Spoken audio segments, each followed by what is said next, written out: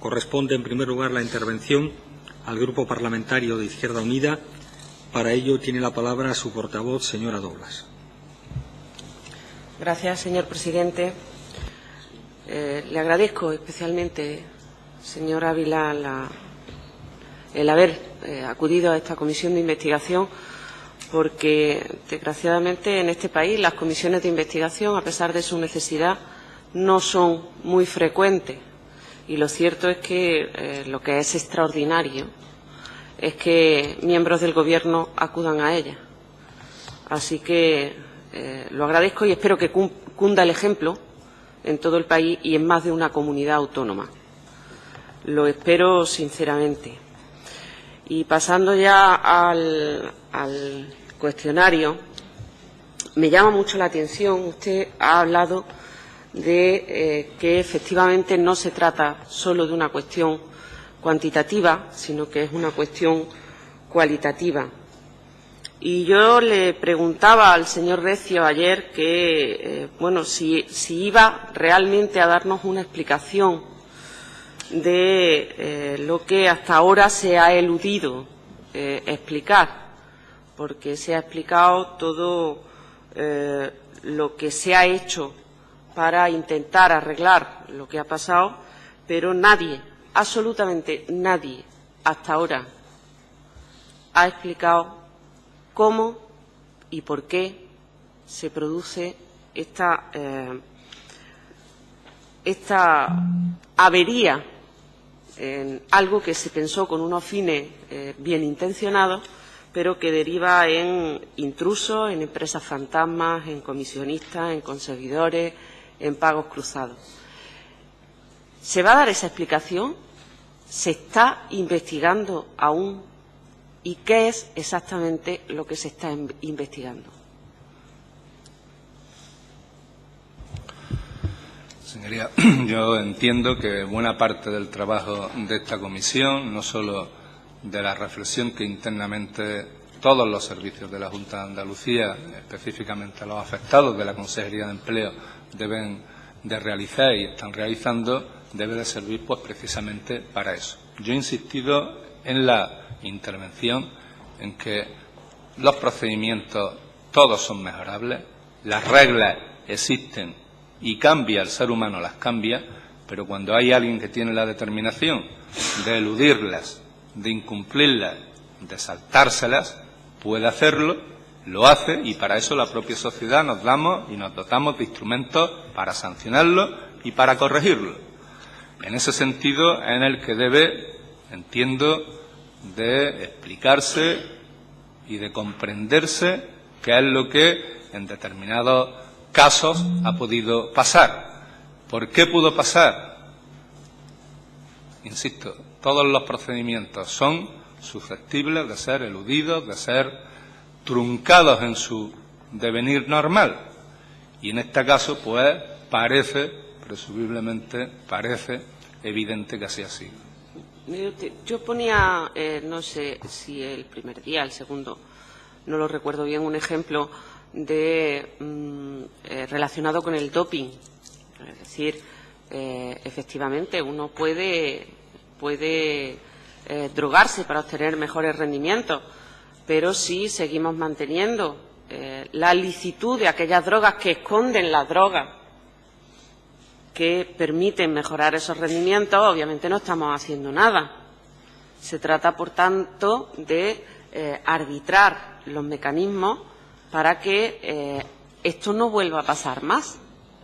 Claro, siempre se estará inventando cómo eludir la ley, pero cuando se facilita eludir la ley, hay una responsabilidad y realmente ¿no considera usted que había fallos garrafales en el procedimiento que permitían, digamos, utilizar el doping?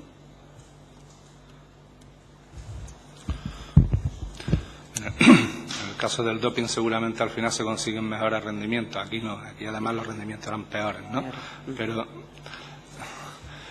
yo quiero insistir en la reflexión y en el seguimiento que he tenido oportunidad de realizar del tema y de los trabajos de la comisión. Quiero insistir en un punto, y es que todos los procedimientos, todos, son mejorables. Por supuesto que cuando se produce una mejora de un procedimiento no necesariamente tiene por qué ser porque se haya detectado ninguna ilegalidad o irregularidad. Muchos procedimientos se modifican en cualquier organización, no solo en la Administración española o en las administraciones de las comunidades autónomas, que somos unas administraciones relativamente jóvenes en lo que es la historia. Se modifica para mejorar. Desde la perspectiva de hoy día, podemos identificar muchísimos fallos históricos de procedimiento en cualquier desarrollo que se haya producido en términos de la Administración, de esta y de cualquier otra. Coincido en esa voluntad de mejorarlos, coincido en esa voluntad de allí donde se ha visto que hay una falla, de allí donde se ha visto que hay, como se diría vulgarmente, una gatera por la que se puede colar algo, se dé el paso normativamente para paralizarlo, para pararlo. Pero seamos conscientes de que con las normas de hoy, con el conocimiento de hoy, analizar lo que sin ese conjunto de información pasaba en una época pasada es difícil de trasladarle a muchas de las personas que en ese momento estaban tomando decisiones, a la luz de una información que en ese momento no tenían, una responsabilidad. ¿Podemos mejorar? Siempre. Y yo creo, y en el paso que he tenido por la Administración he tenido la oportunidad no solo de verlo, sino también de colaborar, que hay multitud de esfuerzos de funcionarios, de responsables públicos en la mejora de los procedimientos. Es raro que esa reflexión no se haga. Es que yo creo que es connatural al ser humano y a la manera de organizarse. Pero, señoría, el que quiere saltarse un procedimiento, al final acaba saltándoselo. Y al final la sociedad debe estar lo suficientemente organizada como para darse cuenta, pararlo y sancionarlo. Y desde luego generar un efecto negativo de aviso para futuros posibles comportamientos de ese tipo. Hombre, yo creo que es una afirmación un tanto arriesgada, ¿no? De estar poniendo en duda todo el sistema de derecho. Entiendo, si en cualquier momento puede haber alguien que lo asalte. En cualquier caso, usted fue secretario general de Hacienda desde el 2002 al 2009, época en la que se concentran la mayoría de las actuaciones investigadas por esta comisión. En esa condición de secretario general de Hacienda, conoció los informes de la Intervención General que advertían de las graves deficiencias por las que concluía que la Dirección General de Empleo ha tramitado subvenciones excepcionales prescindiendo de forma total y absoluta del procedimiento administrativo establecido. El micrófono.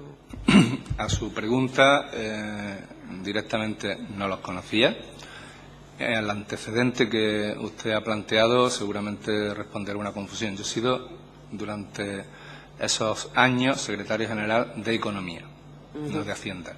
En el ámbito de la Consejería de Economía y Hacienda hay dos grandes áreas, la de Hacienda y la de Economía, con una viceconsejería que coordina, que tiene un rango de viceconsejería, pero mis responsabilidades estaban en el Instituto de Estadística de Andalucía, en la coordinación de los fondos estructurales, en la coordinación en su momento de la relación de la Dirección General de Relaciones Financieras con otras administraciones, en la Dirección General de Planificación, en el ámbito de la planificación y la coordinación de las políticas económicas, no en el ámbito de la Hacienda. ¿Lo ha conocido después, cuando ha llegado a la Consejería de Empleo? ¿El informe Sí. al que se refiere? Bueno, he tenido la oportunidad de conocerlo cuando todo este caso pues ha sido conocido globalmente, claro. ¿Y no le parece que en definitiva, lo que viene a reseñar es que existía un procedimiento, digamos, un poquito chapucero y, por supuesto, bastante opaco, que sí que posibilita, vuelvo a insistir, no todo está en impedir. A veces parece que más bien hay que poner barreras a la facilidad con que se accede a determinados medios de la Administración pública.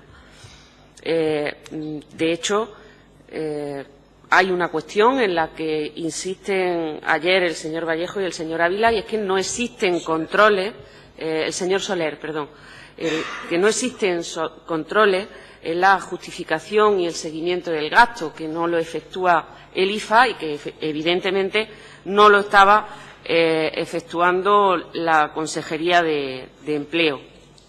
¿Sabe usted si se establecieron esos mecanismos de control de la justificación del gasto?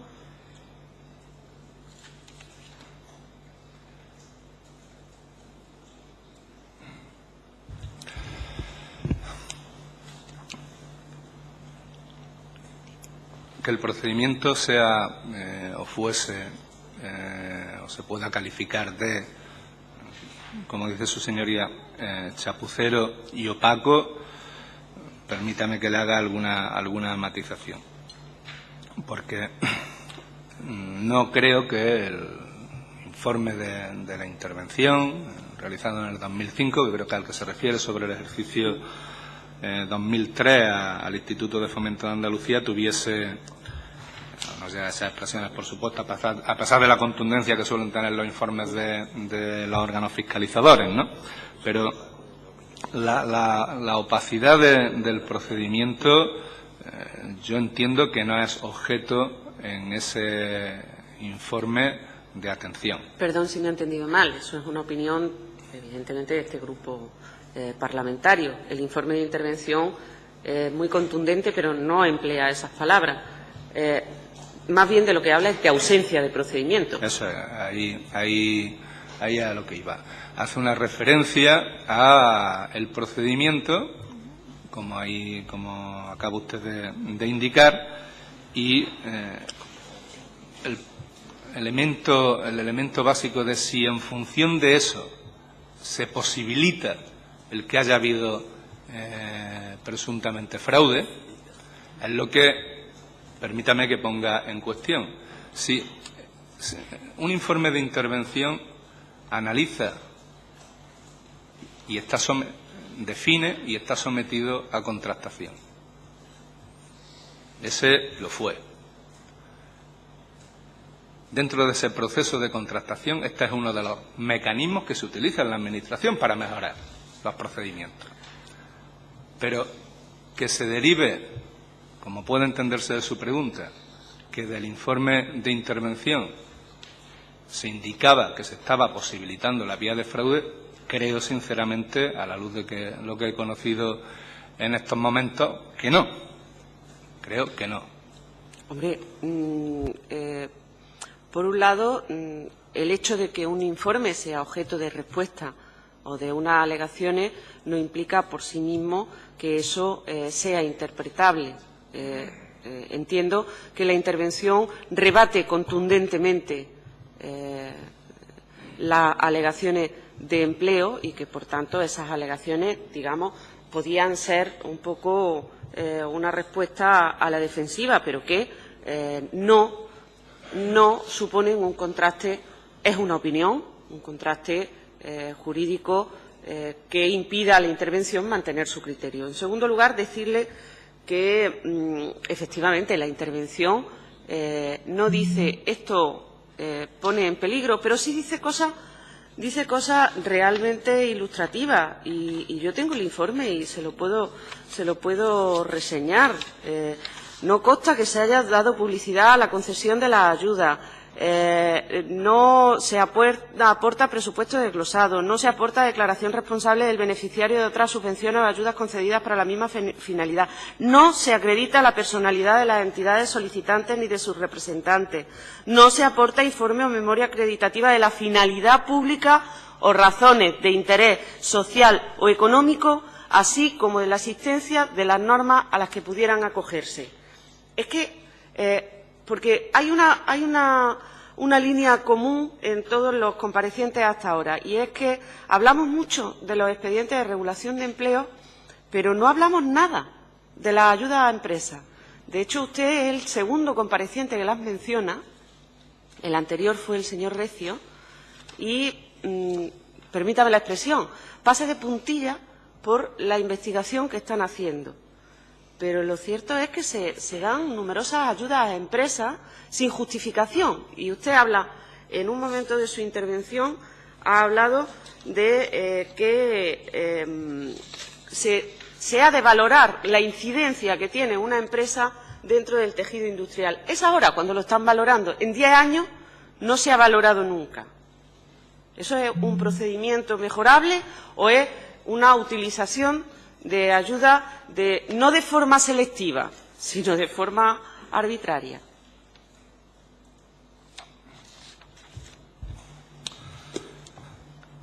He tomado nota de varias cuestiones, muy escuetamente. La intervención, de la Junta de Andalucía en ese informe no le rebate a Empleo, es Empleo quien, a resultas de ese informe, posteriormente rebate lo que explica, debate, rebate lo que puede haber hecho Empleo. Pero luego, con posterioridad, es lo que le decía en mi intervención anterior, luego con posterioridad la Consejería de Empleo, a la luz del informe que recibe complementando ese informe de auditoría al Instituto de Fomento de Andalucía, es quien le traslada la intervención. Pero es una cuestión de matiz, no se establece, es lo que quería dejar claro, con el conocimiento que tengo, un diálogo posterior. No, sí se establece, la intervención mantiene su informe y lo hace respondiendo a todas y cada una de las alegaciones de Empleo. Sí, pero que no se entre en una dinámica de discusión. Hay informe, hay réplica y hay posicionamiento. Ya está, y ahí claro, eso es lo que quería decir, que no había una posterior. Yo no he pasado he pasado de puntillas también en la intervención inicial, imagino, pues por prácticamente todos los temas, si podemos así entenderlo, en el sentido de la profundización que se puede realizar. Las ayudas a las empresas que forman otra parte de la actuación, del desarrollo, de la ejecución que tuvo el programa presupuestario 3.1L, saben ustedes, sabe la Comisión, y si no, pues lo traslado también en este momento, están sometidas a un proceso de revisión de oficio, y supongo que ese proceso de revisión de oficio, hasta que no culmine, es el que imposibilita también que a lo mejor haya tantos pronunciamientos como en el caso de las ayudas sociolaborales individuales a trabajadores, que puede estar dotado de mayor información, y por eso haya un mayor, en cuanto a los resultados me refiero, de toda esa revisión. Sí tengo claro que el proceso que se incorpora en la orden de 2011 es una mejora sustancial, es una orden de la Consejería de Empleo. Quiero recordar que yo soy consejero en materia de empleo desde mayo, como he dicho. Por tanto, no me corresponde a mí, no estoy reivindicando ninguna actuación realizada en mi época de consejero. Es una actuación realizada por el consejero de empleo anterior, por el señor Recio, al incorporar en esa orden, y hay un diálogo, lógicamente, porque he querido dejar claro que ese es un proceso complicado, el de estimación de lo que es el impacto de una empresa que cierra, de una empresa que se deslocaliza, de una empresa que echa una parte de los trabajadores, en cuanto a la demanda y el efecto de arrastre que tiene en la comarca, en cuanto a, en fin, todas las variables económicas que hay que estudiar y que analizar, y que lamentablemente pues no se disponen y no se disponían en ese momento de información. Eso pues lógicamente ha sido un elemento de mejora sustancial. ¿Existía la posibilidad de hacerlo en aquel momento? Que yo sepa, no hay ninguna administración que en aquel momento, desconozco también si ahora, utiliza y tiene una herramienta de carácter económico e informático de tal potencia. Lo desconozco.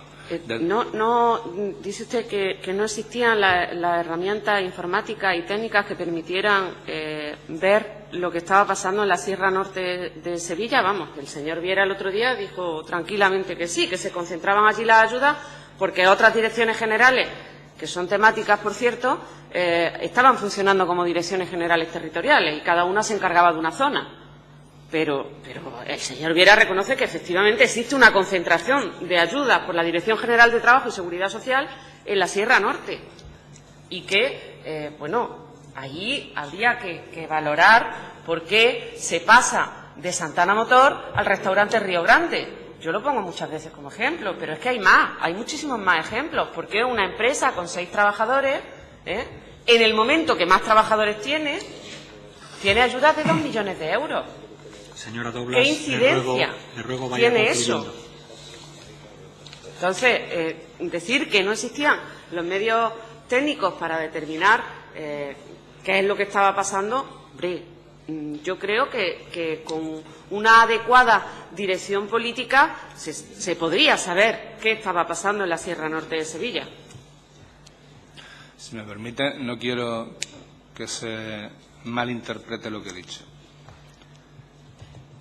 Yo he dicho que cuando se toma la determinación política de acompañar procesos en los que una empresa o un grupo de empresas en una determinada rama de actividad, en una determinada comarca o municipio, quiebra, se va, desaparece, parcial o totalmente hecha mano de obra, se puede apoyar desde lo público o no algo tan simple como amortiguar los efectos económicos que sobre el territorio se tienen. Aquí se decidió, en Andalucía, entrar y apoyar. Y llegados a ese punto, señorías, llegados a ese punto, lo que he dicho es que hoy disponemos de una orden que le indica a la Consejería de Economía que haga una estimación del impacto que en el territorio tiene esa decisión de la empresa, para saber si es un impacto muy relevante o si es un impacto menor. Pero ¿no parece lógico que durante 10 años se le ocurriera a alguien que había que valorar el impacto de la empresa? Es que estábamos dando ayuda a empresitas y en muchos casos se estaban dando ayuda a empresas inexistentes. 9 millones de euros a proyectos de empresas, del señor Rodríguez de la Borbolla. No se sabe quién se llevó el dinero, dónde está ese dinero. No existe ninguna empresa en aquello que se iba a construir, que iba a ser un proyecto de innovación maravilloso. A nadie se le ocurrió que había que controlar, hacer un seguimiento de esa ayuda y además averiguar el impacto que eso causaba en el empleo en Andalucía, o se daban ayudas sin luego traer consecuencias de la actividad que se estaba ejerciendo. Eso responde a la segunda parte, no a lo que yo le estaba trasladando, que era decidir si se toma la decisión o no se toma la decisión. Una vez que se toma la decisión, coincido plenamente con usted, señoría, hay que hacerle un seguimiento y hay que evaluarla. Coincido plenamente en ese planteamiento y hay que saber si la ayuda ha sido objeto de la adecuada utilización y si se ha respondido a los fines para los que fue planteada, por supuesto. En ese sentido no tengo ninguna duda. Lo que le decía, y es que creo que es muy relevante, es cuando se toman decisiones para intervenir en el territorio, objetivamente, señoría, en esos años no existía. No existe a nivel nacional un mecanismo para saber si se va la empresa X de la comarca o del municipio Z, qué impacto tiene en términos económicos, para poder decir esto es suficientemente relevante e importante como para que se tome la decisión de apoyar el proceso de amortiguación de los efectos. Eso no existía y hoy, afortunadamente, existe. Y eso se debe a un esfuerzo, lógicamente, que se ha realizado. Respecto a lo segundo, comprenderá, coincido plenamente en que ese procedimiento debe de tener ese desarrollo, también comprenderá que no le pueda, por razón de mi conocimiento en ese momento, decir qué es lo que se hacía o qué es lo que se dejaba de hacer en la consejería. Señora Doblas, definitivamente concluya, por favor. Una última pregunta. Hasta ahora, de verdad, no he encontrado respuesta a esta pregunta. ¿Cómo se introducían los intrusos en los expedientes de regulación de empleo? ¿Se ha investigado cómo se podían introducir esos intrusos? ¿Quién los introducía? ¿Por qué se introducían? Lamentablemente no le puedo trasladar esa información y creo que precisamente esa será una de las conclusiones de toda la instrucción que también judicialmente se está haciendo de este procedimiento cuando esto quede totalmente desvelado. Yo lamentablemente no tengo conocimiento como para poder decírselo fehacientemente, señoría. Muchas gracias. En primer lugar, al Grupo Parlamentario de Izquierda Unida, por boca de su portavoz, señora Doblas. Tiene usted la palabra. Gracias, señor presidente. Señor Ávila, es cierto que retomo la última pregunta que le hice y es cierto que los juzgados se encargan de determinar responsabilidades penales y de investigar, pero usted ha heredado un proceso de investigación abierto en la Consejería de Empleo. Y además, según decía el señor Recio y el señor Maña, un procedimiento de investigación impecable. Y, sin embargo, resulta cuanto menos preocupante que a estas alturas no sepan cómo se produjo la introducción por la redundancia de los intrusos. Cómo se meten los intrusos en las pólizas. Es como si un médico ante la fiebre se dedicara a calmarla, pero no averiguara por qué se produce. Y probablemente entonces la fiebre volvería a aparecer. Eso es muy peligroso. ¿Volverán a aparecer los intrusos? Y, en cualquier caso, con respecto a los intrusos, ha dicho a qué número asciende en la actualidad. Creo que he entendido que eran 196 y puede ser que otros 45. Pero, ¿saben cuánto dinero público se ha entregado y comprometido a esto y cuánto al día de hoy se ha reintegrado?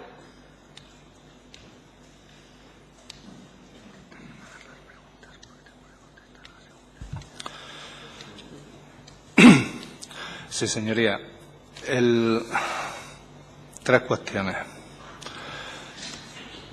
Yo creo que el plan de actuaciones que realiza la Consejería de Empleo cuando tiene conocimiento de esto y que inicia con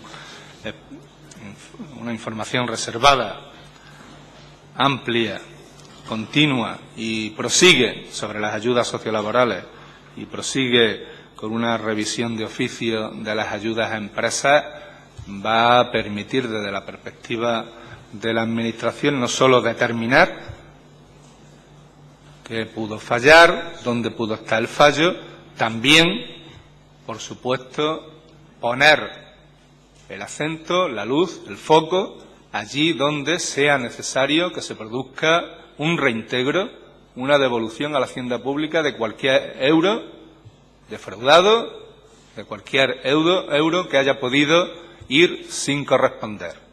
Dicho lo cual, no tengo ninguna duda de que todo este proceso está tensionando, y se lo puedo trasladar con total conocimiento de causa, a las estructuras lógicas de la Administración.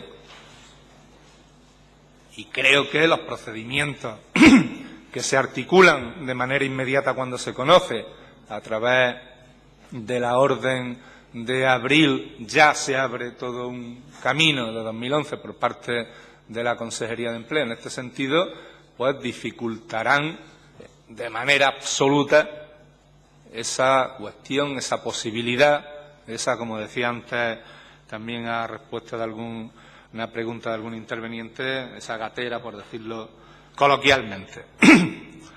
En tercer lugar, he dicho que efectivamente en el procedimiento que hay abierto respecto a las ayudas sociolaborales hay confirmadas 196 irregularidades, están en tramitación, es decir, comprobándose otras 45 y podrían llegar a 241, y en este sentido la estimación de lo que el montante de recursos puede suponer se situaría en torno a los 17 millones de euros.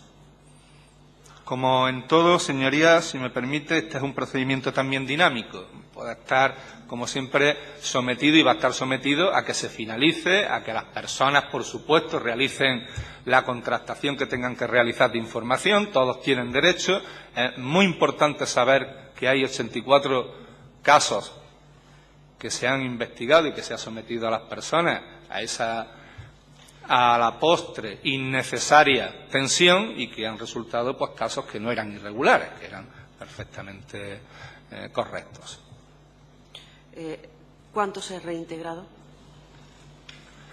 Esa es una cuestión también que yo puedo entender desde la perspectiva de lo que humanamente se quiere, y es que se restituya cualquier falta de manera inmediata, pero que está también lógicamente sometida a procesos administrativos. Si precisamente estamos y hemos planteado que los procedimientos hay que mejorarlos, pues al menos los que tengamos intentemos respetarlos. Desde esa perspectiva, todo lo que se haga tiene que estar suficientemente sustentado, todos los pasos se tienen que ir dando de manera especialmente cuidadosa, y cuando finalice el procedimiento y se determine que una determinada persona no tuvo que tener la ayuda, hay que pedirle el reintegro. Recordarle que ahora yo solo tengo 10 minutos para preguntarle. Sí. Entonces yo le he hecho una pregunta muy concreta. ¿Se ha reintegrado algo en relación con desde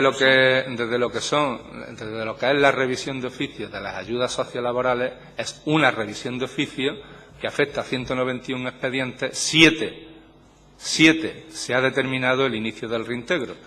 Es lógico, lo quiero decir desde la perspectiva de la lógica que queremos que esto se solucione rápidamente. Es lógico que ahora las empresas pues digan que sí, digan que no y que argumenten información. Y todos tienen derecho en un sistema garantista como el español. Me doy por contestada. ¿Y las primas de las aseguradoras, cuándo se dan cuenta de que el precio es muy superior al de mercado? Hay dentro del informe que debe de realizarse y, por tanto, dentro de lo que son los trabajos previos que realiza la Cámara de Cuentas en la fiscalización de todo este tema o a instancias del Consejo de Gobierno, aparece específicamente identificado que hay a mediadores unos pagos que se ponen en conocimiento de la Consejería de Empleo por parte de las personas que recordar, realizan este trabajo de fiscalización. La Consejería de Empleo se pone en contacto y comprueba con las aseguradoras y comprueba que no estaban incluidos, especificados dentro del expediente de gasto que incorporaba la póliza, y ahí, a principios de 2012, es cuando este proceso se conoce. ¿No cree usted que todo eso se hubiera podido evitar con un proceso de libre concurrencia y de publicidad también entre las aseguradoras, sin que se hubiera establecido directamente una única aseguradora en muchísimos casos o un par de ellas? En los propios trabajos que ha realizado la Cámara de Cuentas queda algo claro y patente, y es que la póliza a las pólizas a las que nos estamos refiriendo resultan de una relación entre la empresa o las asociaciones de trabajadores y la compañía de seguros. La Junta de Andalucía no es parte de la póliza y son las asociaciones las que trasladan quién es la compañía. Es la Junta la que les paga. Y como la Junta es la que le paga, cuando esto aparece, inmediatamente se toman decisiones y se dice: no se paga a mediadores, no se pague a la compañía hasta que este tema quede esclarecido. Pero si lo que me pregunta es respecto a la fase anterior... ¿No tiene usted conocimiento de que ningún alto cargo de la Junta señalara a una aseguradora para la conclusión del proceso? En absoluto, señoría. No me ha contestado usted, o no lo he escuchado yo, sobre la falta de control que existía en las subvenciones, en la ayuda del IFA, ni tampoco en la falta de control de empleo. Yo lo explicaba gráficamente ayer. Esto podría haber llevado a que el director general ordenara cada 6 meses un pago de 10 millones de euros a su cuenta y no saltara la alarma. Señoría, en esto de verdad creo que debemos de ser absolutamente, y yo el primero, prudente. Acaba de decir falta y ausencia de control en las subvenciones del IFA. En las subvenciones del IFA no ha habido falta de control ni ausencia de control, sí, ni en todo este proceso la labor subvencionadora. Sí, el señor Soler ya nos dijo ayer que efectivamente en las subvenciones del IFA la garantía estaba en la transparencia, la publicidad y el control, pero en las subvenciones, en las ayudas a empresas, de la Consejería de Empleo, ni el IFA ni Empleo realizaban ese control. Que, señoría, el IFA no tenía Gracias, por qué señora realizarlo. Douglas, su tiempo ha concluido. No tengo inconveniente en responderle a la señora diputada. Por definición, al ser ayudas de empleo, el IFA o luego IDEA no tiene esa obligación en ningún sentido. No puede realizarlo. La Administración es una organización y el principio de creer que una parte de la Administración ha hecho lo correcto debe de primar. No se puede pensar, no se le puede trasladar a los ciudadanos tampoco la impresión, señoría, de que todo lo que viene acumulado cuando se toma una decisión por parte de un órgano tiene que seguir siendo sometido todo y cada uno de los pasos a una revisión. Eso nos llevaría a una imposibilidad de actuación. Cada cual cumple con su función y el que no cumple se le corrige. Y si el incumplimiento es un delito, se le sanciona. Es que estamos hablando de Una subvenciones, falta. no de... Señora Douglas, Pero que no las daba las subvenciones del IFA, señora Douglas. No las daba y, por tanto, no podía responsabilizarse. En las que daba sí había control. Gracias, señor Ávila.